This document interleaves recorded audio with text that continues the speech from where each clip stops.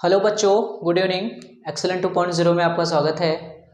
बेटा आज हम आगे अपना कंटिन्यू वीडियो करते हैं क्लास 10th का। इसके पहले वाले वीडियो में हमने प्रिज्म के बारे में देख लिया था और प्रिज्म से रिलेटेड जो कुछ परिभाषाएं थी, जैसे प्रिज्म का मुख्य परिच्छेद क्या होता है, प्रिज्म का आधार क्या होता है, प्रिज्म कोड क्या होता है, अपवर्तक पृष्ठ क्या होता है, इन सब चीज़ों के बारे में आसानी से हमने डिस्कस कर लिया था। ठीक है, आज हम स्टार्ट करते हैं कि प्रिज्म से प्रकाश का अपवर्तन कैसे होता है। ठीक है, तो फटाफट हेडिंग लगा लो बेटा, प्रिज्म से प्रकाश का अपवर्तन। ठीक है, तो देखो ध्यान से, पहले तो हम इसको समझेंगे प्रिज्म से प्रकाश का अपवर्तन किस तरह से होता है। प्रिज्म से प्रकाश का अपवर्तन, प्रकाश का क्या बेटा, अपवर्तन। क्योंकि एग्जाम में 2 नंबर का पूछ लिया जाता है बेटा कि प्रिज्म से प्रकाश का अपवर्तन क्या होता है, आप इसके बारे में बताइए। तो आपको फिगर बना के बताना पड़ता है। ठीक है, जैसे मैंने कहा कि ये हमारा एक प्रिज्म है बेटा, इसको नाम दे दिया हमने क्या, ए और बी और सी। तो ये हमारा ए बी सी कोई क्या है, प्रिज्म है, किसका बना है बेटा, तो कांच का बना है। कांच कौन सा माध्यम होता है, सघन होता है वायु की तुलना में। तो ये हमारा वायु है, वायु कौन सा माध्यम, विरल माध्यम। और इधर भी इसके क्या है, हमारा वायु है, ये भी कौन सा माध्यम बेटा, विरल माध्यम। ठीक है, तो अब देखो ध्यान से, मैंने कहा था बेटा कि अगर कोई प्रकाश कण ऐसे इंसिडेंट हुआ, इस बिंदु पे आपतित हुआ, तो यहाँ पे क्या काम करेगा, एक अभिलंब काम करेगा। अभिलंब हमेशा पृष्ठ के कौन सी दिशा में काम हो, कैसे काम करता है, 90 डिग्री पे काम करता है। तो प्रकाश विरल से कहाँ जा रहा है, सघन माध्यम में जा रहा है, तो अभिलंब की तरफ झुकते हुए यहाँ पे पहुँच जाएगा। और यहाँ भी क्या काम करेगा बेटा, एक अभिलंब काम करेगा। उसका नाम हमने दे दिया बेटा, इसको नाम दिया था n1, इसको नाम दे देते हैं n2। अब आपको पता है प्रकाश सघन से कहाँ जाएगा विरल, तो अभिलंब से दूर होकर ऐसे निकल जाएगा।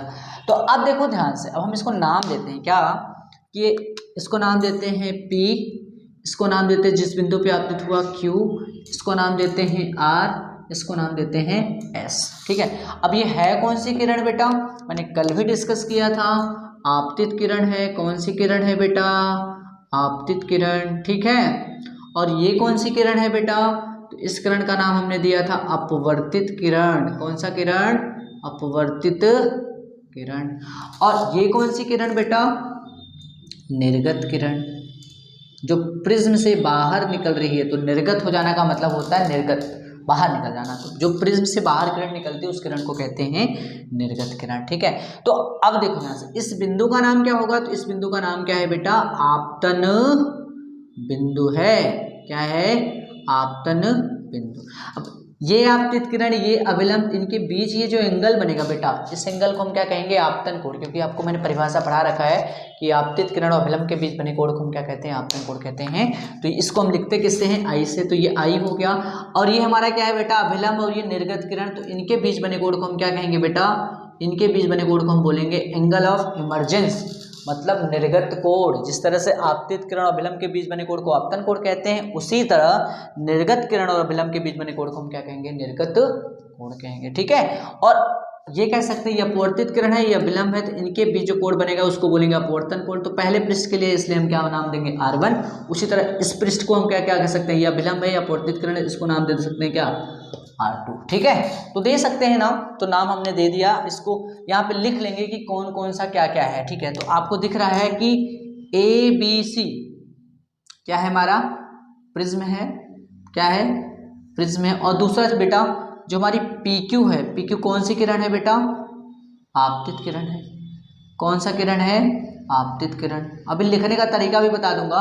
और N1 हमारा क्या है, ये भी अभिलंब है। क्या है, अभिलंब है। और दूसरा बेटा बिंदु Q को हम कौन सा नाम देंगे, आपतन बिंदु। तो यहाँ पे लिख लो, बिंदु Q क्या है हमारा, आपतन बिंदु है, आपतन बिंदु है। और अगला चीज बेटा, कोड PQN1, यहाँ पे लिख सकते हैं कोड PQN1। कौन सा कोड है बेटा, आपतन कोड है। कौन सा कोड है, आपतन कोड। किससे लिखते हैं, आई से लिखते हैं। तो क्वेश्चन में लिख लेना, आई से लिखते हैं। ठीक है, और उसी तरह बेटा QR को हम क्या बोलेंगे, QR को बोलेंगे बेटा अपवर्तित किरण। कौन सा किरण, अपवर्तित किरण कहेंगे, ठीक है। और आर एस को क्या बोलेंगे, आर एस को बोलेंगे हम निर्गत किरण बोलेंगे। कौन सा किरण, निर्गत किरण, ठीक है बेटा। और उसी तरह बेटा N2 क्या है हमारा, नॉर्मल है, अभिलंब है। कौन से पृष्ठ के लिए, AC पृष्ठ के लिए, ठीक है। उसी तरह और दूसरा बेटा SRN2 कोड, SRN2 क्या है हमारा, निर्गत कोड है। कौन सा कोड है, निर्गत कोड है। इसको किससे लिखते हैं बेटा, ई से लिखते हैं, एंगल ऑफ इमरजेंस बोलते हैं। क्या बोलते हैं, एंगल ऑफ इमरजेंस बोलते हैं। उसी तरह R1 R2 को हम क्या कह सकते हैं, R1 को बोल सकते हैं अपवर्तन कोड, और ये वाला R2, ठीक है, इस पृष्ठ के लिए कौन सा कोड काम करेगा, क्योंकि ये अपवर्तित किरण इस पृष्ठ के लिए आपतित किरण का काम कर रहा है, तो ये अभिलंब होगा, तो ये हमारा कौन सा कोड हो जाएगा, अपवर्तन कोड बन सकता है, ठीक है। बट यहाँ पे अभी हम लिख लेंगे क्या, R1 और R2 क्या है हमारा, अपवर्तन कोड, ठीक है बेटा। जहां जरूरत पड़ेगी हम R2 को क्या कर लेंगे बेटा, आप आपतन कोड कह सकते हैं। क्यों, क्योंकि ये हमारा अपवर्तित किरण इस पृष्ठ के लिए आपतित किरण का काम कर रहा है, और ये अभिलंब है, तो इसका मतलब ये कोड हमारा किसका काम करेगा, आपतन कोड का, आपतन कोड का काम करेगा, ठीक है। R1 R2 क्या हो गया, अपवर्तन, ठीक है बेटा। तो इतना चीजें आपने याद रखना है। इसमें क्या क्या पॉइंट था हमने आपको लिख के बता दिया, ठीक है। जो किरण आती है उसको आपतित किरण, जो अपवर्तित हो जाती है अपवर्तित किरण, बाहर निकलती है निर्गत किरण। ई क्या है हमारा, एंगल ऑफ इमरजेंस, कैसे बोलते हैं, निर्गत कोण बोलते हैं, ठीक है। अब लिखने का देखो, जब भी आएगा 2 नंबर का 3 नंबर का आएगा, तो बेटा आपको क्या लिखना है, ऐसे फिगर बनाना है, ये सारी चीजें ड्रॉ कर देना। लिखना क्या है, आपको यही बताना है कि माना ABC एक क्या है, प्रिज्म है, ठीक है ना, जिसका प्रिज्म कोड क्या है बेटा, इसमें प्रिज्म कोड कौन सा होगा, क्योंकि एक अपवर्तक पृष्ठ है, एक अपवर्तक पृष्ठ, इन दोनों पृष्ठों के बीच ये जो कोड बन रहा है इसको हम क्या बोलेंगे, प्रिज्म कोड। तो ऐसे लिखोगे कि माना ABC एक प्रिज्म है जिसका प्रिज्म कोड A है। अब क्या लिखेंगे, प्रिज्म के कौन से भुजा पर, भुजा AB पर कोई प्रकाश किरण PQ बिंदु Q पर आपतित होती है, और कौन से दिशा पर, मतलब QR दिशा में अपवर्तित हो जाती है, ठीक है ना, तथा RS दिशा में निर्गत हो जाती है, ठीक है। तो ये लिखने का तरीका मैं आपको बता रहा हूँ, तो फटाफट पहले स्क्रीनशॉट लो, उसके बाद मैं आपको लिखने का तरीका बता रहा हूँ कि कैसे आपको लिखना है। एग्जाम में यही चीजें बताना है आपको, कहाँ पे गई है, कहाँ पे प्रकाश किरण आपतित हुई, किस बिंदु से आपतित हुई, कब अपवर्तित हुई, ठीक है, ये सारी चीज़ें आपको लिखना है। तो फटाफट स्क्रीनशॉट लो, फिर बताते हैं, ठीक है। तो लिखने का तरीका बताते हैं। तो आपने स्क्रीनशॉट ले लिया होगा बेटा, हम क्या करते हैं, इसको लिखते हैं। लिखने का तरीका क्या है, देखो ध्यान से। लिखेंगे क्या कि माना, क्या लिखेंगे कि हमारा P है ना, ठीक है, तो लिखेंगे यहाँ पे कि माना ABC एक प्रिज्म है, एक प्रिज्म है, ठीक है, तथा प्रिज्म कोड, तथा जिसका प्रिज्म कोड A है, ऐसे लिखो, तथा जिसका प्रिज्म कोड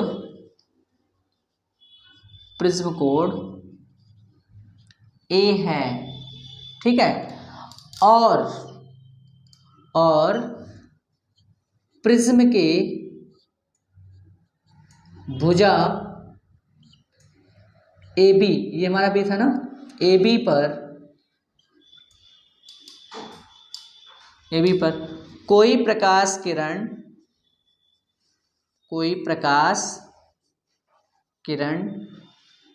ठीक है ना, PQ, प्रकाश किरण PQ बिंदु Q पर आपतित होती है,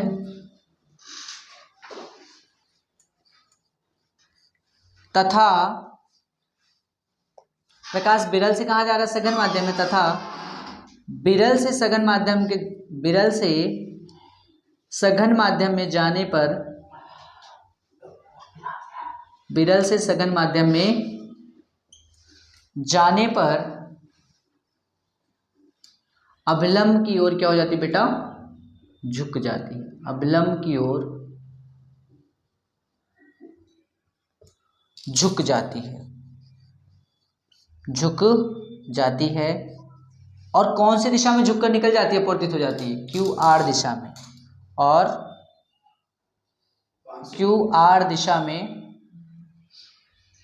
अपवर्तित हो जाती है, अपवर्तित हो जाती है। उसके बाद क्या हो जाएगा बेटा, तथा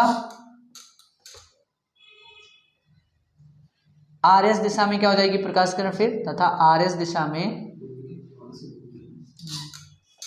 निर्गत हो जाती है, निर्गत हो जाती है। ठीक है बेटा, तो ये सारी चीज़ें आपको लिखना पड़ेगा बेटा। तो ये इतना सारी चीज़ें लिख दोगे ना तो आपको 2 नंबर आपको ऑटोमेटिक मिल जाएगा। ठीक है, तो ये भी इंपॉर्टेंट था, ऐसे आपको लिखना है, क्या क्या मेंशन है, क्या क्या सारी चीज़ें दे रखी है वो तो मैंने पहले ही बता दिया था, ये चीज़ें आपने लिख देना है ऐसा। ठीक है, अब अगला जो हमारा टॉपिक है बेटा वो बहुत ही इंपॉर्टेंट है, तो फटाफट हेडिंग डालो, विचलन कोण क्या होता है। ठीक है, उसके बाद न्यूनतम विचलन का कोण देखेंगे, प्रकाश का वर्ग विक्षेपण देखेंगे, प्रकाश का अलग अलग रंगों में विभक्त हो जाना क्या कहलाता है, प्रकाश का वर्ग विक्षेपण कहलाता है, वो एग्जाम में बहुत ज़्यादा पूछा जाता है। ठीक है, तो स्क्रीनशॉट लो इसका एक, उसके बाद हम डिस्कस करते हैं। तो देखो ध्यान से,